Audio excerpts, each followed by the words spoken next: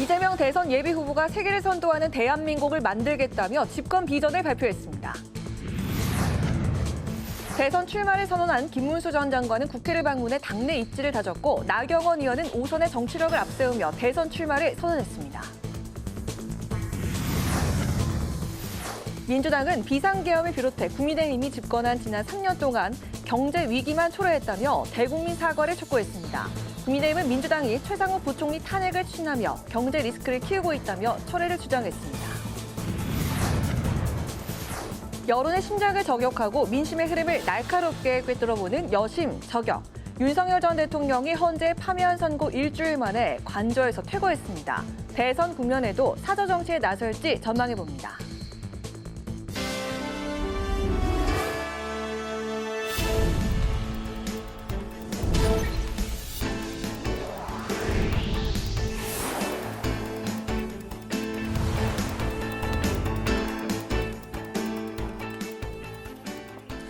여러분 안녕하십니까? 4월 11일 금요일 국회 라이브 6 시작하겠습니다. 이재명 민주당 대선 예비 후보가 위기를 극복하고 세계를 선도하는 나라를 만들겠다는 비전을 발표했는데요. 국가 차원의 기업 투자도 강조했습니다. 이재명 민주당 대선 예비 후보는 대선 경선 캠프에 참여할 인사들도 직접 발표했습니다. 김동희 기자입니다. 세 번째 대권 도전에 나선 이재명 예비 후보. 이제부터 진짜 대한민국을 만들겠다며 성장을 강조한 집권 청사진을 선보였습니다. 내란을 이겨내고 세계 무대에서 선도자가 될지 역사적 분기점에 있는 대한민국을 K-이니셔티브로 세계가 주목하는 나라로 만들겠다고 포부를 밝혔습니다. 모방한 기술로 이룩한 우리 정치, 경제, 사회, 문화 시스템을 주도적인 기술로 대체해야 합니다. 이 예비 후보는 이념과 진영 대결은 생존 문제 앞에 선 사소한 일이라고 밝혔습니다. 특히 인공지능 시대에 발맞춘 국가 차원의 과학기술 지원과 국부펀드 성장론에도 힘을 실었습니다. 글로벌 기업으로 정말 초거대 자본력, 기술력을 필요로 합니다. 그래서 국가 단위의 관여, 지원, 투자, 협력이 반드시 필요하죠. 이익을 누군가가 독식하는 게 아니라 합리적으로 많은 사람들이 나눌 수 있어야 되겠습니다. 원팀 정신과 통합형 인선을 강조하며 직접 발표한 대선 경선 캠프 참여 인사도 눈길을 끕니다. 선대위원장은 친문계이자 범친명계로 원내대표와 정책위 의장을 역임한 5선의 윤호중 의원이 맡습니다. 총괄본부장엔 지난 대선 당시 전략기획본부장이자 뚜렷한 개파색이 없는 강훈식 의원이 발탁됐습니다. 문재인 정부 청와대 출신의 박수현 의원이 공보단장을, 한병도 의원은 종합상황실장을 맡았습니다. 정책은 지난 대선에 이어 윤후덕 의원이, 정무 전략은 친명계 핵심 김영진 의원, TV토론은 이소영 의원이 담당합니다. 비서실장엔 당대표 비서실장이었던 이힐식 의원이, 대변인은 원내대변인이었던 강유정 의원이 임명됐습니다. 탄핵 정국 이후 지금은 이재명이라는 슬로건을 내놓은 이재명 예비 후보. 기존 지지층을 넘어 얼마나 확장성을 이끌어낼 수 있을지 주목됩니다. 국회방송 김동희입니다. 보수 대선 주자들의 발걸음도 빨라지고 있습니다. 김문수 전 고용노동부 장관은 국회를 찾아 국민의힘 의원들과 보좌진을 만났고 나경원 전 대표는 거대 야당을 상대해 나갈 정치력을 강조하며 대선 출마를 선언했습니다. 이소희 기자의 보도입니다. 보수 대선 주자들의 움직임도 분주한 하루였습니다. 국회를 찾은 김문수 전 고용노동부 장관은 국민의힘 의원실을 일일이 찾았습니다. 보좌진을 격려하는가 하면 몇몇 의원들을 만나 공약에 대한 고견과 지역구 소식도 전해들었습니다. 김 전 장관은 청년들이 개최한 연금 관련 집회에도 참석해 여야가 합의한 연금 개혁안이 청년에게 가혹한 부담을 지우는 개악이 됐다고 규탄했습니다. 청년이 행복해야 선진국이라며 청년과의 스킨십 강화에 나섰습니다.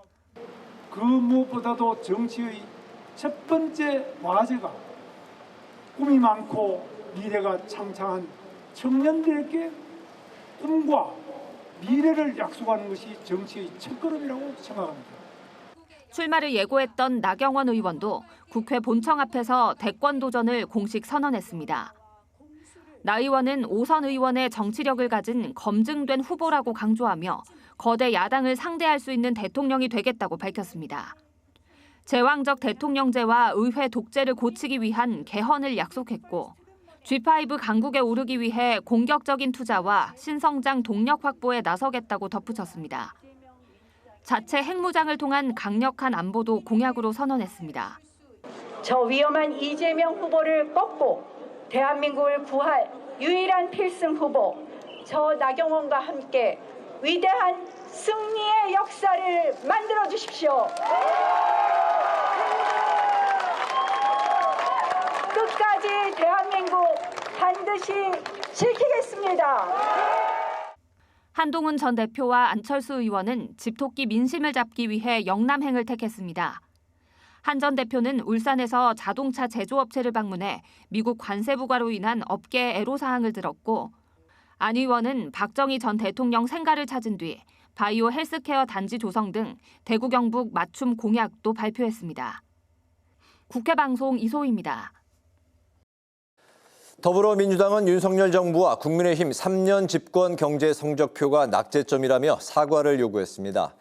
국민의힘은 민주당을 향해 최상목 경제부총리 탄핵소추안을 철회하라고 촉구했습니다. 이승지 기자입니다. 더불어민주당이 경제는 국민의힘이라는 모토를 꺼내든 국민의힘을 비판했습니다. 파면의 이익이 국가적 손실을 압도한다는 헌법재판소 결정문을 거론하며 국민의힘이 최근 극심한 부진을 보이는 경제 상황에 대해 사과해야 한다고 지적했습니다. 윤석열 정부와 국민의힘 집권 3년 동안 경제 성적표가 낙제점이었던 걸 잊은 모양입니다. 지난 3년간 우리 경제는 1%대 저성장을 기록하며 폭망에 폭망을 거듭했습니다. 박찬대 민주당 대표 직무대행 겸 원내대표는 무능한 정부가 건전재정과 부자 감세만 고집하다 국가 채무가 20조 원 이상 늘고 민생은 더 어려워졌다고 꼬집었습니다. 특히 윤석열 전 대통령이 계엄까지 선포해 국가 GDP 6조 3천억 원을 날리고 최상목 경제부총리는 아직도 추경안을 내놓지 않고 있다고 강하게 비판했습니다. 한덕수 대통령 권한대행을 향해서도 대권 욕심을 버리고 민생위기 해결에 관심을 가져달라고 촉구했습니다. 국민의힘은 민주당의 최 부총리 탄핵 철회를 요구했습니다. 현재 세계 주요국들이 경제위기 대응과 미국과의 관세 협상에 총력을 기울이고 있는데 탄핵은 경제 리스크를 자초하는 것이라고 지적했습니다. 권성동 국민의힘 원내대표는 미국이 상호관세를 90일 동안 유예하기로 발표했는데 90일 동안 초당적 국익 확보와 대외 협상력 제고에 총력을 다해야 한다고 강조했습니다. 하지만 민주당은 경제 컨트롤 타워인 최 경제부총리 탄핵 청문회를 강행하고 경제 수장들을 줄줄이 증인석에 세우겠다고 겁박하고 있다고 우려했습니다. 이재명 대표 한 사람의 정치적 야망을 위한 탄핵 청문회 쇼는 국민의 삶을 정략의 제물로 삼는 반민생 정치이자 대한민국 경제를 향한 내란 행위이며 관세 전쟁 중 국익을 배신한 이적 행위입니다. 김상훈 정책위의장은 AI 산업 발전을 위해 관련 예산을 증액하고 민간 협력을 통한 투자 체계를 정비하는 한편 21대 대선 공약에도 반영하겠다고 강조했습니다. 국회방송 이승지입니다. 현재 국회의원들과 광역단체장들의 대권 도전이 이어지고 있습니다. 대권 주자들 중 일부는 공직을 사퇴하기도 했고 어떤 후보들은 사퇴 압박을 받고 있습니다. 이번 대선에 적용되는 공직자 사퇴 시한을 장정현 기자가 정리했습니다. 21대 대통령 선거일이 6월 3일로 확정되면서 보수와 진보 진영 모두 현직 광역단체장들이 대선 출마를 선언했습니다.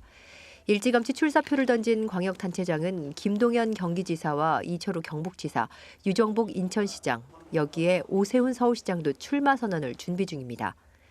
홍준표 대구시장은 현직 광역단체장 중에서 유일하게 오늘 시장직을 사퇴하고 대권 도전을 선언했습니다.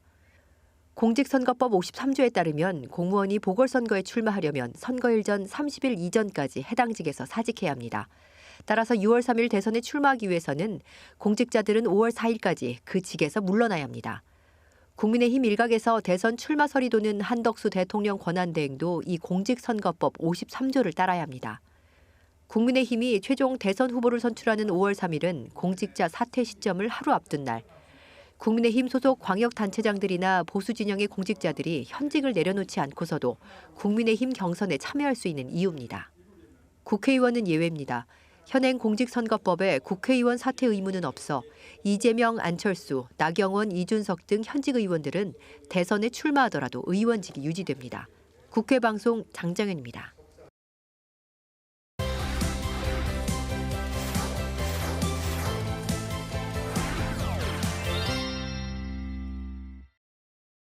네, 오늘 주간 이슈픽 김동길 기자와 함께 하겠습니다. 김 기자 어서 오십시오. 안녕하세요. 네, 첫 번째 이슈픽 단어부터 살펴보도록 하겠습니다.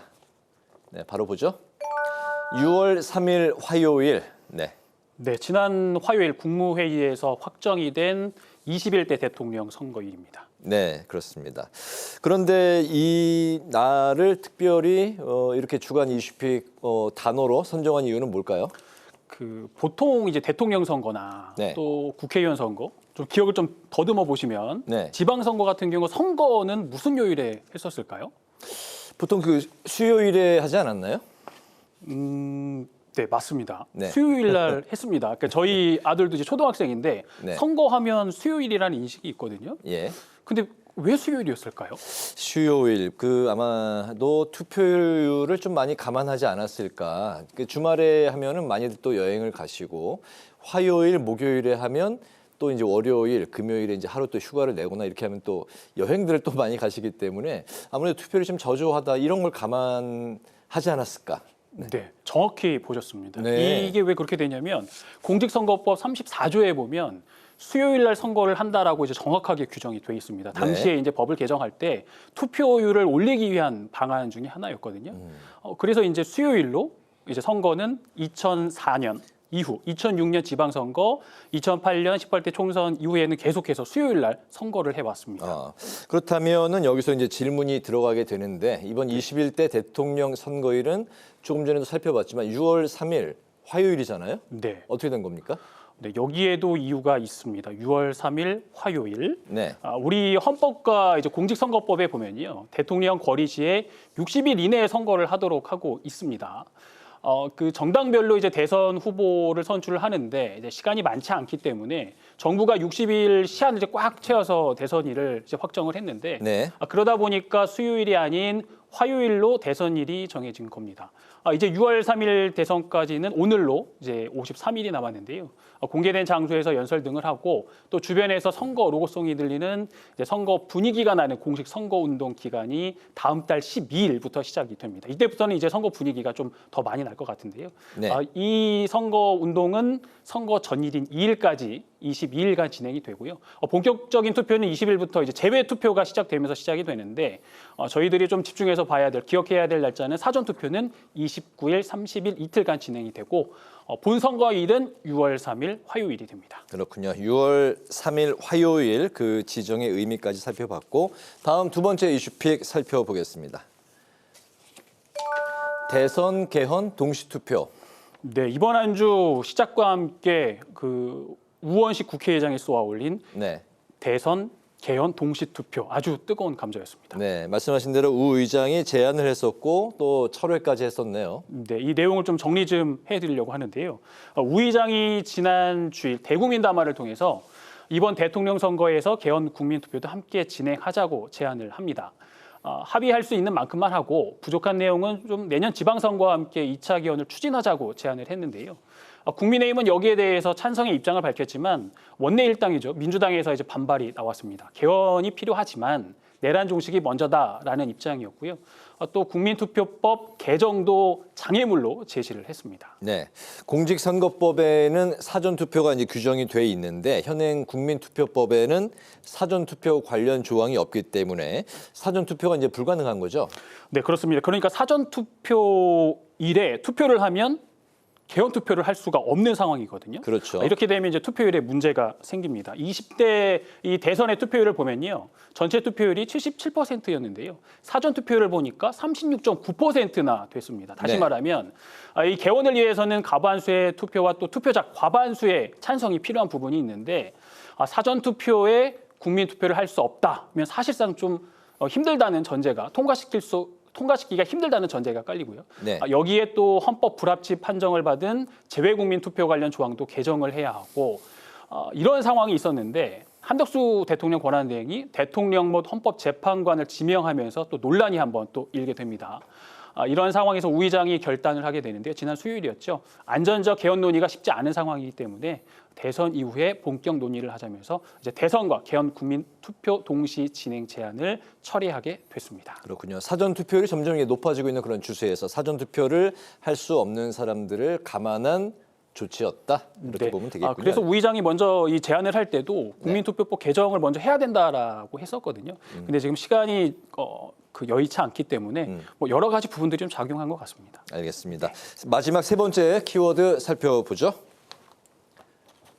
김수현 방지법. 네, 이번 한 주는 뭐 대선, 개헌 여러 가지 이슈들이 있었지만 그 중에서도 좀 짚고 넘어갔으면 좋겠다 싶어서 제가 선정을 해봤는데 배우 김수현 씨와 고 김세론 씨의 관련된 법을 한번 김수현 방지법으로 이슈픽으로 정해봤습니다. 그렇군요.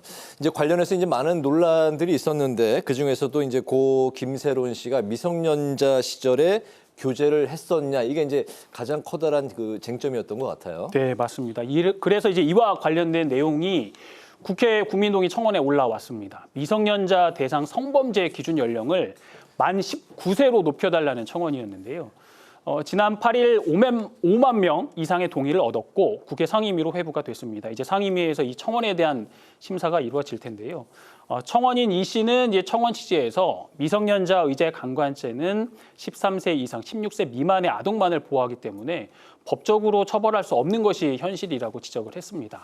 그러면서 이제 미성년자 성범죄 기준 연령을 19세로 상향하고 형량도 보다 강화할 것을 요청을 했습니다. 네.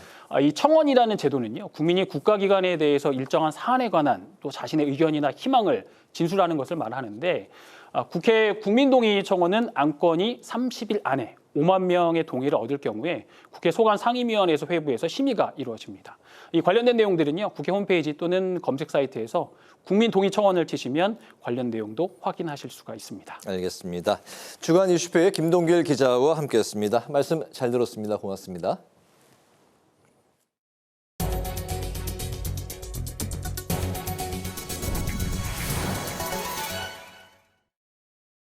광복 80주년을 맞아 임시정부 수립을 기념하기 위한 보훈단체 합동기념식과 대한민국 임시정부 수립 106주년을 기념하는 행사가 잇따라 열렸습니다. 우원식 의장은 순국 선열과 애국지사에 대한 존경을 표하고 임시정부 정신을 군단 극복의 동력으로 삼아야 한다고 강조했습니다. 한규미 기자입니다. 광복 80주년과 대한민국 임시정부 수립 106주년을 기리기 위한 보훈단체 합동기념식이 국립현충원에서 열렸습니다. 우원식 국회의장은 광복을 위해 목숨을 바친 순국선열과 애국지사를 향해 감사의 뜻을 밝혔습니다. 광복의 아침을 열기 위해 모든 것을 바치신 순국선열과 애국지사들께 깊은 감사와 존경의 말씀을 올립니다. 그분들이 헌신이 있었기에 오늘의 대한민국이 있음을 잊지 않겠습니다. 우 의장은 국가적 어려움을 겪고 있는 시기인 만큼 임시정부의 자주독립, 국민주권 정신을 이어받아 국난을 극복해야 한다고 강조했습니다.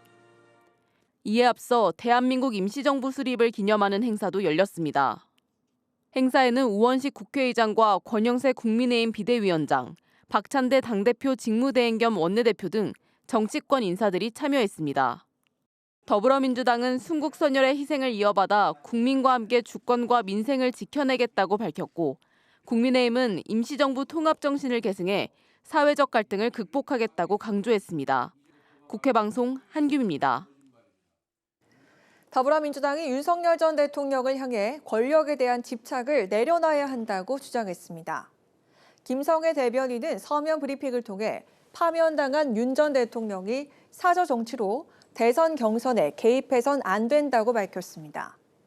김 대변인은 윤 전 대통령이 파면 이후 관저에서 사적 만찬을 벌이는 등 반성하는 기미를 전혀 찾아볼 수 없다고 지적하고 성실히 형사재판을 받으라고 강조했습니다. 국민의힘이 대한민국을 정상화하기 위해선 개헌이 꼭 필요하다고 거듭 강조했습니다. 신도국 수석 대변인은 이재명 예비후보가 비전 발표회에서 5년 임기 대통령만 강조하고 개헌엔 전혀 관심이 없다는 게 드러났다고 지적을 했습니다. 그러면서 개헌이야말로 양극단으로 분열된 위기의 대한민국을 정상화하는 첫걸음이라면서 이 후보가 눈앞의 대권보다 개헌이라는 시대적 과제에 먼저 답해야 한다고 촉구했습니다. 우원식 국회의장이 도시농업의 날을 맞아 의원들과 함께 화합의 의미로 텃밭에 모종을 심었습니다. 우 의장은 작은 모종이 자라 큰 수확으로 돌아오는 기쁨이 크다면서 민주주의를 지키는 일 또한 소중한 생명을 기른다는 마음으로 여러 정당이 힘을 모아 대한민국 미래를 성장시켜 나가자고 밝혔습니다. 국회 생생텃밭 개장식엔 주호영 국회 부의장과 정대철 헌정회장을 비롯해 백혜련 더불어민주당 의원, 최영두 국민의힘 의원, 이주영 개혁신당 의원 등 10여 명의 의원들이 함께했습니다.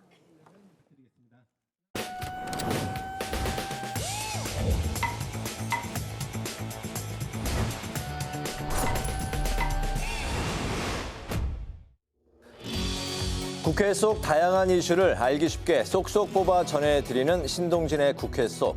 오늘의 주제는 상호 관세 협상입니다. 트럼프 미국 대통령이 현지 시각으로 지난 9일 중국을 제외한 모든 국가의 상호 관세 부과를 90일 동안 유예하겠다는 방침을 밝혔습니다. 오는 6월 3일 대선을 앞두고 있는 우리로서는 차기 정부 출범 이후까지 협상 시간을 벌게 된 셈인데요. 일단 급한 불은 껐지만 이제 본격적인 대미 관세 협상이 시작된 만큼 철저한 대응이 필요한 시점입니다. 국회에서도 논의가 한창인데요. 먼저 화면으로 만나보시죠. 회의 진행 중이라 할지라도 산업부령으로 제안하고자 하는데 이의 없습니다. 정부는 상호 관세에 따른 거시경제 전반에 대한 영향을 집중적으로 점검하고 지원 방안을 조속히 마련할 필요가 있다고 생각합니다. 일본은 뭐 이렇게 총리도 나서고 기업도 나서고 뭔가 많이 하는 것 같은데 우리는 이제 뒤늦게 하는 거 아니냐 이런 걱정들이 많거든요. 일본은 작년에 대미 수입을 늘려서 대미 흑자를 희석하는 방법으로 미국의 일본은 유용한 파트너라는 이미지를 각인시키려고 노력해왔어요. 반면에 우리는 대미 흑자를 무역 성과로 홍보하면서 오히려 빌미를 제공했어요. 좀 죽기 살기로 하는 노력을 좀 하세요. 네, 우리나라의 지금 경제 성장의 과정을 보시면 굉장히 많은 통상의 질곡을 겪었지만 전투에서는 몇 번 질 수가 있지만 전쟁에서는 저희는 한 번도 진 적이 없습니다. 이번에도 분명히 이길 겁니다.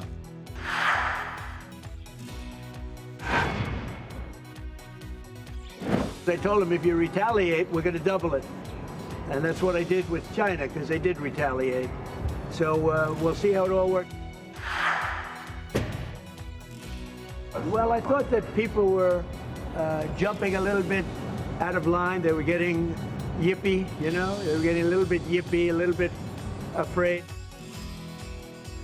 트럼프 미국 대통령이 이처럼 상호 관세 시행 후 불과 13시간여 만에 사실상 번복을 한 건데요. 이는 중국에 일단 화력을 집중함으로써 나머지 국가에는 협상 외에 살 길이 없다는 일종의 메시지를 보내기 위한 것으로 풀이되고 있습니다. 중국을 제외한 나라들의 상호 관세를 90일간 유예함으로써 우리나라 관세율도 25%에서 10%로 낮아졌는데요. 이에 우리 정부도 기업을 위한 총력 지원과 함께 미국과의 협상의 중요성을 강조했습니다. 앞으로 90일 동안에 모든 협상에 진전을 보여서 관세의 부담으로부터 벗어나도록 더욱더 노력을 해야 되겠습니다. 트럼프 대통령은 동맹을 대상으로 통상과 안보를 연계시킨 협상 의지를 재차 드러내면서 동맹국과의 우선 협상을 지시하기도 했는데요. 이에 우리나라와 일본이 가장 먼저 협상 테이블에 앉을 가능성이 큰 상황입니다.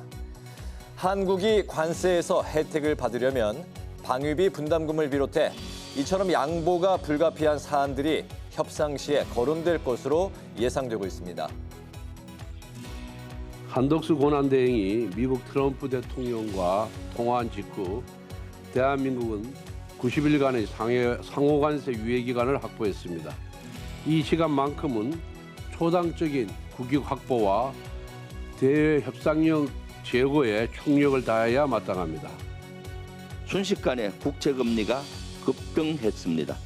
이는 트럼프 대통령이 상호 관세를 무작정 밀어붙이기 어렵다는 걸 보여주는 대목입니다. 한덕수 대행은 이런 점을 면밀하게 분석, 실용적 관점에서 국익을 최우선 가치로 놓고 협상에 임해야 합니다. 무엇보다 정치권이 미국과의 패키지 딜을 뒷받침할 수 있는 국회 결의안 등의 초당적 지원도 필요한 상황인데요. 정부와 기업 그리고 정치권이 모두 원팀이 돼서 적극적인 총력전에 나서길 기대합니다. 지금까지 신동진의 국회 속이었습니다.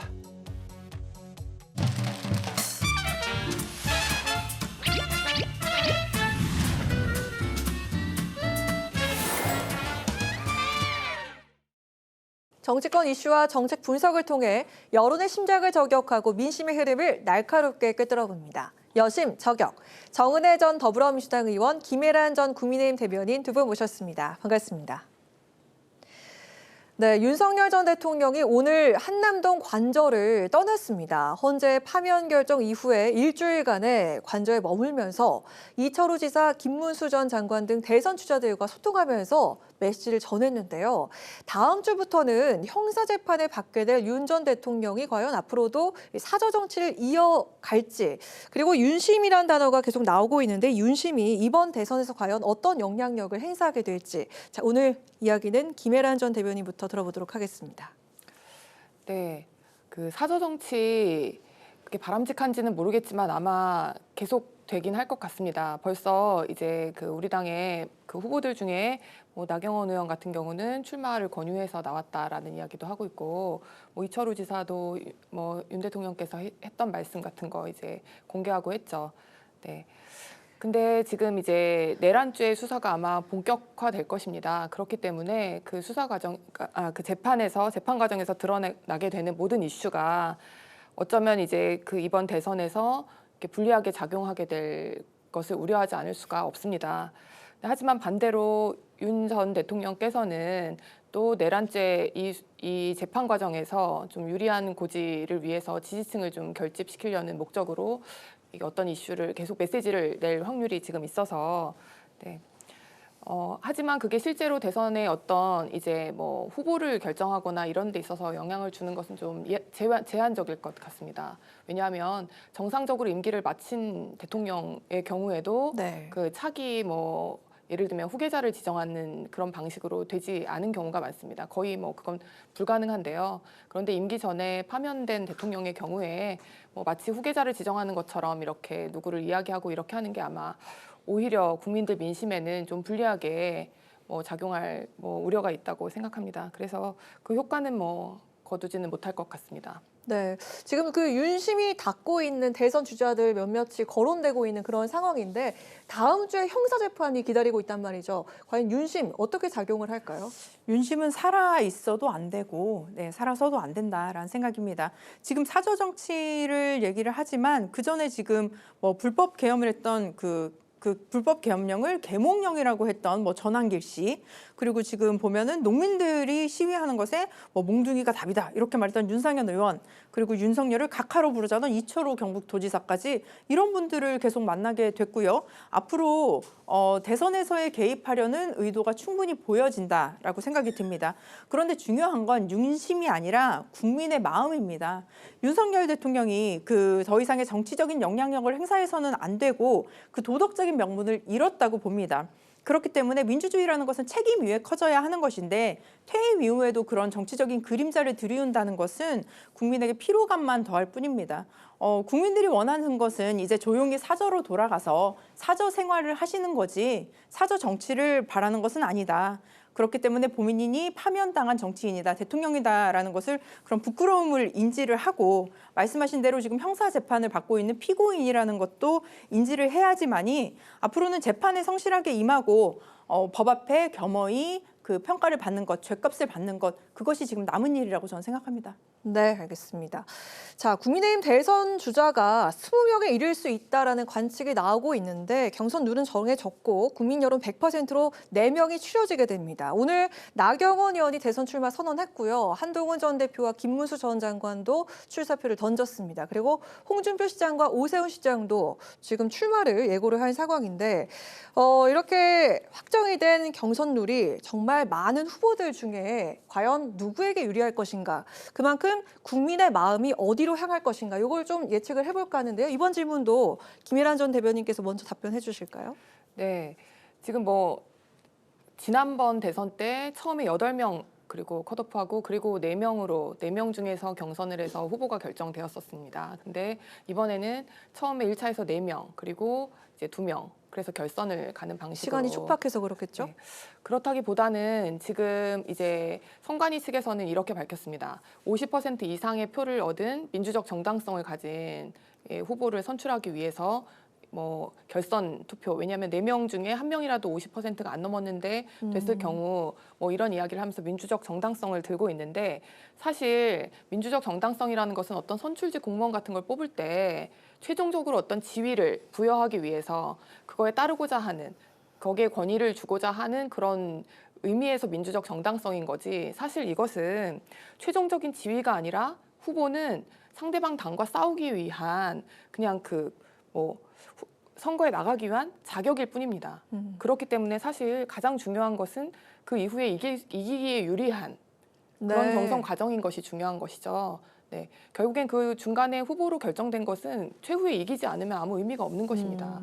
그런데 지금 2인 결선의 경우에는 당이 양분될 우려가 있다라는 점에서 지금 유력 후보들 김문수 장관이나 아니면 홍준표 전 시장님 같은 경우에도 또 한동훈 후보 측 경우에도 다 지금 입을 모아 반대하고 있어요. 네, 이게 그 경선 과정 이후에 사실 당이 화학적으로 다시 결합하기에 좀 시간도 너무 촉박하고 불가능한 점이 있습니다. 왜냐하면 서로 극단적으로 딱 경쟁을 하다가 바로 직후에 이제 선거에 들어갔을 때 많은 분들이 사실은 어떻게 보면 상대방의 예를 들면 지금 상대 당의 후보, 민주당 후보보다 우리 당 내에서 경쟁했던 후보를 더 미워하거나, 네, 또 아예 투표장에 가기 싫어서 포기하는 경우가 또 속출을 합니다. 네.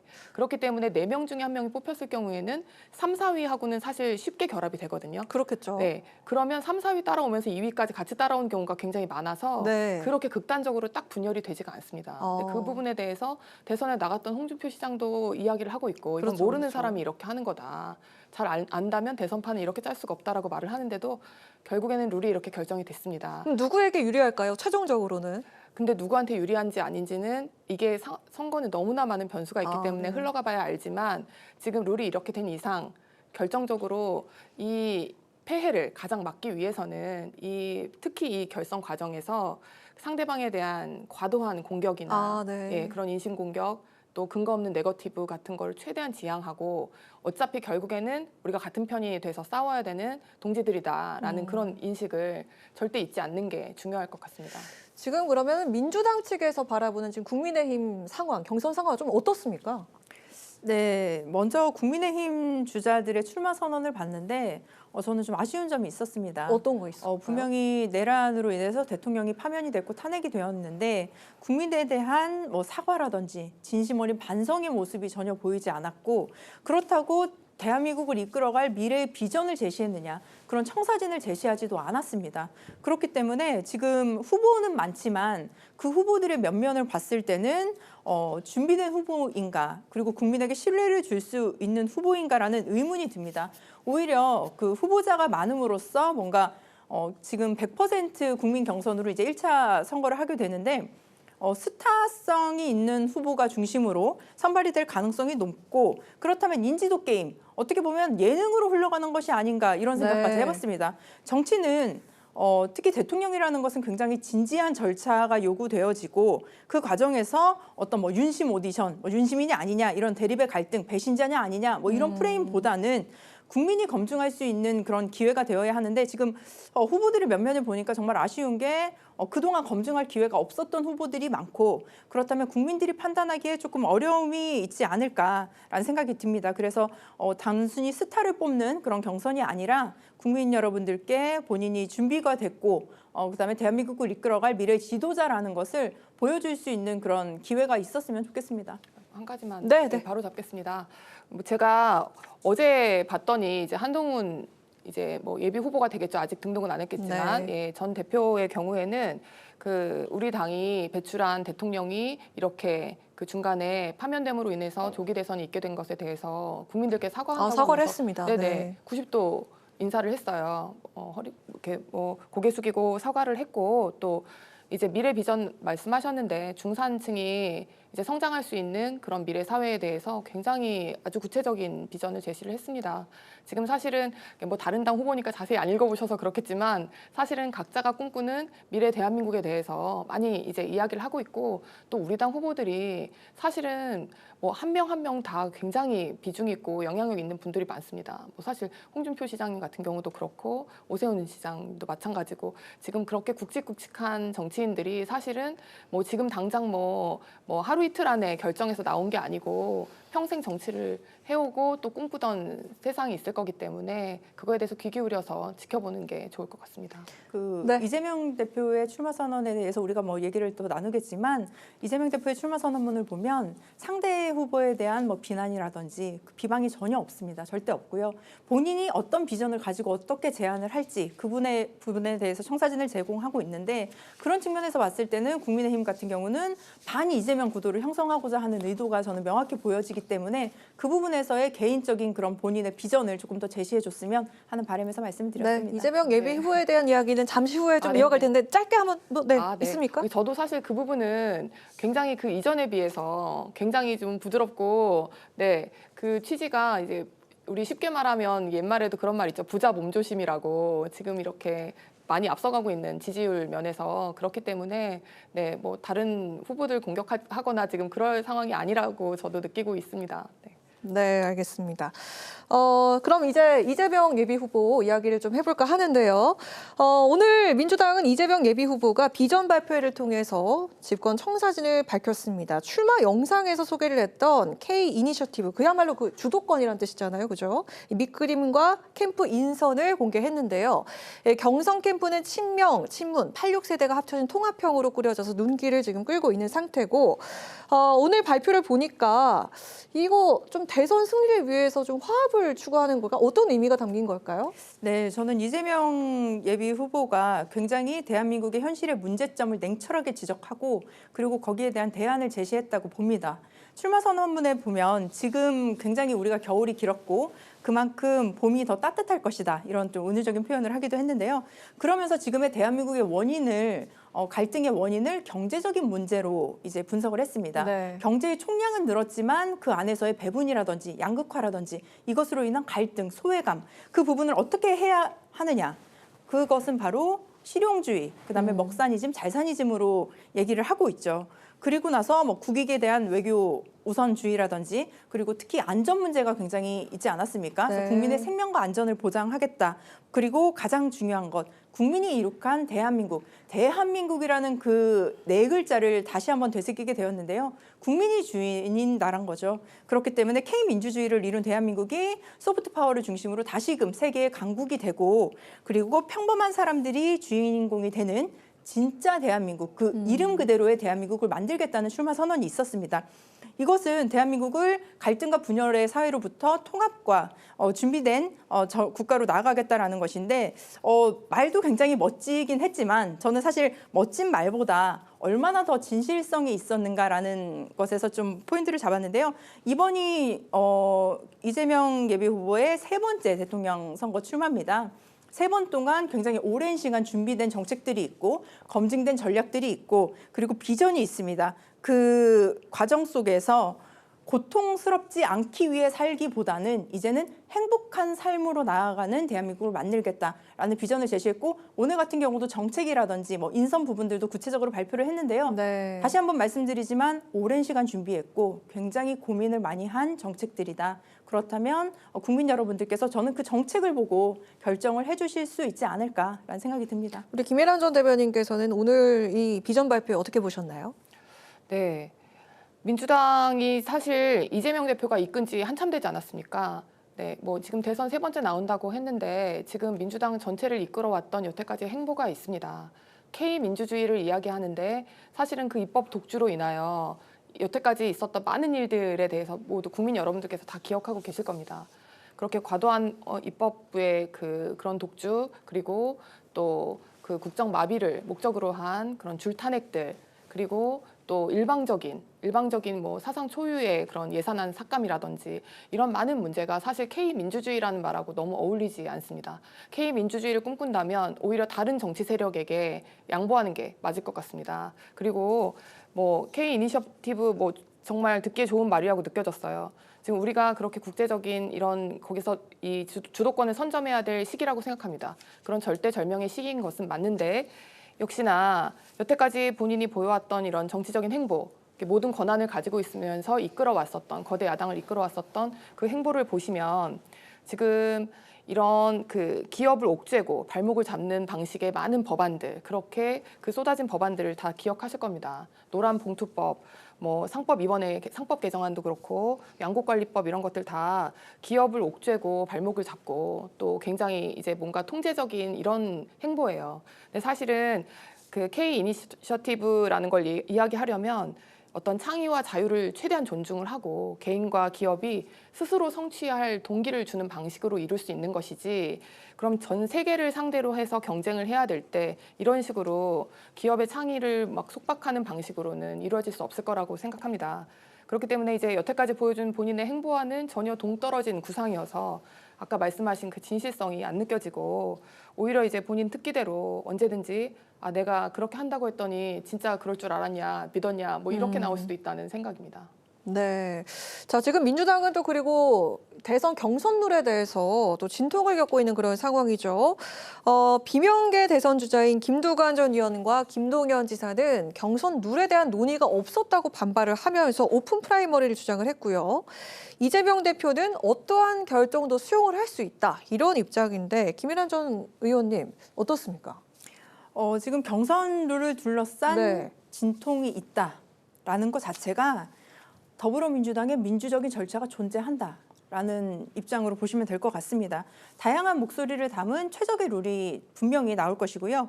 그리고 저는 뭐 김두관 후보, 뭐 김동연 후보 등 우리 당의 비명계 후보들도 굉장히 중요한 당의 자산이다. 그렇기 때문에 그 의사가 전혀 무시되진 않을 것이다.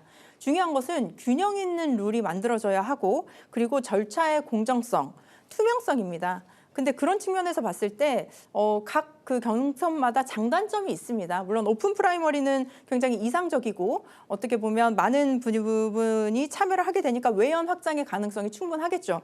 그럼에도 불구하고 뭐 현실적으로는 역선택의 가능성이 있을 수 있고 뭐 조직이 동원될 수도 있겠습니다. 그리고 여론 조작의 가능성도 있기 때문에 그런 부분을 주의 깊게 좀 조심히 살펴보면서 결정을 해야 합니다. 지금 상황에서는 일단 1차적으로는 당원 50%, 여론조사 50% 이렇게 결정이 됐는데요. 아마도 내일 정도에는 최종 결정이 나올 것으로 보여집니다. 그 전에 당원들과 각 후보들의 의견을 듣는 과정이 지금 있다고 합니다. 그래서 그런 과정들이 있을 것이고 가장 중요한 것은 단순히 뭐 규칙 싸움이 아니라 우리 당이 어떻게 나아가는지 그 방향을 제시를 할 것이고 이재명 대표 역시 어떤 방식도 수용하겠다 이런 입장을 밝히기도 했습니다. 그렇기 때문에 이 부분에 대해서 뭐 진통이 있다 한들 결과적으로 민주당은 하나가 될 것이고 그 과정에서의 이런 절차적인 진통이 있는 것은 당연한 그런 과정이다라고 생각하시면 될 것 같습니다.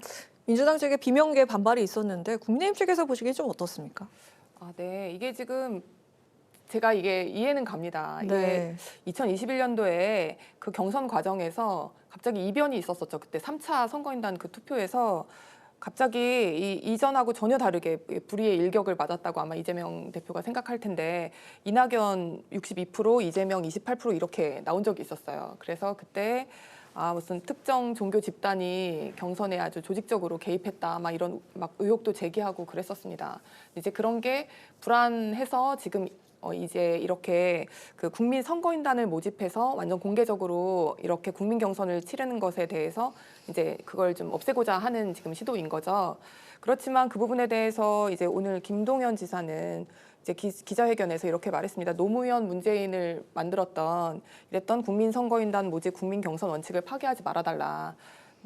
응원봉 연대의 힘을 국민 선거인단으로 모아야 본선에서 승리할 수 있다. 근데 저는 예전에 그 노무현 그 대통령 그 후보 당시에 막 그렇게 결집돼서 막 뜨겁게 막 이렇게 타올랐던 게 지금 사실 다 남의 당 일이지만 되게 생생히 기억이 나거든요. 근데 사실 그렇게 뜨거운 이렇게 경선의 분위기, 그래서 컨벤션 효과는 확실히 그게 있을 겁니다. 네. 왜냐하면 국민들이 당원들 이야기라든지 아니면 그런 여론조사는 굉장히 한정적으로 오기 때문에 모든 국민이 자기가 참여할 수는 없는 거예요. 그 전화가 자기한테 걸려오지 않는 한 안 가는 거, 뭐 들어갈 수가 없는 건데 그 전화 네. 뭐 1000명 중에 1명 이러면 본인한테 올 확률은 없잖아요. 그러니까 사실 강 건너 불구경인데 이렇게 국민들이 본인 인증만 할 수 있으면 들어가는, 이거는 정말 이렇게 본인들이 참여하고 싶은 욕구와 그 동기가 이렇게 뭐 고취된다는 면에서 뭐 그런 게 있죠. 그렇기 때문에 저는 사실은 객관적으로 보면 지금 어떤 방식으로 바꿔도 이재명 대표가 후보가 되는 데에서는 아무 차이가 없을 것 같습니다. 솔직히. 네. 그런데 굳이 그렇게 어떻게 바꿔도 이재명인데 굳이 그렇게 당에 그 다른 계파의 뭐 비명계의 강한 반발까지 사면서 기존의 규칙을 이렇게 바꿀 필요까지는 없지 않나, 사실 그런 생각은 듭니다. 많은 네. 장점이 있으니까요. 네, 알겠습니다. 저희 시간 관계상 좀 짧게 마지막 질문 드려볼까 하는데 이런 가운데 한덕수 권한대행의 대선 출마를 점치는 목소리가 지금 점점 커지고 있습니다. 경선 후보 등록은요, 국민의힘 측에 다음 주 화요일까지여서 조만간 결단을 내려야 하는 상황이고, 뭐 트럼프 대통령과 통화에서도 대선 출마하느냐 이런 질문을 또 받았다고 하더라고요. 한덕수 대행이 과연 대선 후보에 나오게 될지 우리 김혜란 전 대변인 어떻게 생각하십니까? 저는 처음에 들었을 때는 가능성이 없는 이야기라고 생각을 했는데 네. 그 뭐 트럼프 대통령과의 통화 이런 내용이 언론에 공개되는 거라든지 네. 또 뭐 정확하게 뭐 여러 상황과 요구가 있어서 고민 중이다 뭐 이런 또 대답을 했다고 나오더라고요. 네. 그래서 진짜 생각이 있으시신가 했는데 오늘자 정해지면 알려드리겠다 이렇게 네네, 답변했다죠. 오늘자 갤럽 조사에서는 또 후보로 등장해서 바로 2% 나왔는데 그 2%가 우리 당의 안철수, 네. 오세훈 네. 후보하고 지금 동률이에요. 맞습니다. 예, 예. 네. 그래서 지금 진지하게 고민 중이지 않으실까. 그리고 많은 또 뭐 당협위원장이나 의원들이 뭐 막 이제 지지하려고 하고 있고 이런 움직임이 있다고 들었습니다. 그러니까 이제 당장 이제 지금 김문수 전 장관께서는 그 한덕수 총리 잠꼬대로도 정치할 생각이 없었다. 견제가 좀 느껴지더라고요. 네네. 그렇게 반대 의사를 오히려 밝히셨죠. 근데 이제 아마 본인도 이제 한덕수 총리 그 당사자 자체도 지금 뭐 이런 탄핵이라든지 조기 대선에 대해서는 미리 예상할 수 있는 일이 아니었기 때문에 대통령의 꿈을 꾸거나 그에 대한 미래 비전 준비는 한 번도 없었을 거라고 생각합니다. 근데 지금 이 시점에 이렇게 아무런 준비가 안 된 후보가 지금 대통령 후보가 되는 것이 우리 당 국민의힘 입장에서 뿐만 아니라 지금 국가 상황에 크게 도움이 될지 잘 모르겠습니다. 지금 이 심판의 역할, 이 조기 대선이 잘 치루어지게끔 그런 역할을 해주시는 게 좋지 않나. 네, 민주당 측에서도 견제 분위기가 감지가 되거든요. 야심이다 이렇게 얘기를 하던데요. 네, 오늘은 대변인님과 같이 의견을 같이 하게 되는 질문 중에 하나일 것 같은데 한덕수 권한대행이 출마를 하려면 15일까지 당내에서 결정을 해야 한다고 합니다. 그런데 지금 중요한 것은 한덕수 권한대행 같은 경우는 정치적인 중립을 지켜야 하는 입장이고 권한대행이 대선에 나간다면 굉장히 50여 년간 관료적인 신뢰를 쌓아왔던 분의 그 신뢰가 무너지는 것이 아닌가라는 생각이 들고요. 그렇다면 관리자 대행이 나중에 출마를 한다?